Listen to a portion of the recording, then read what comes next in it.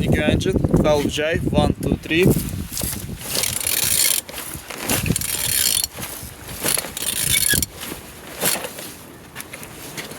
Turning good. At the front engines looks good, as you can see. Compressor without any damage, same as well like altimeter. And on this side everything's good.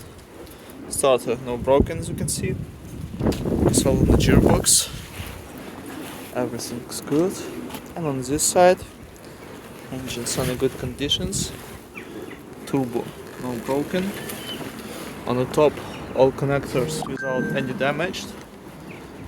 And on the bottom, oil sump without any cracks, no leaks. And turning your engine, 12J, 1, 2, 3.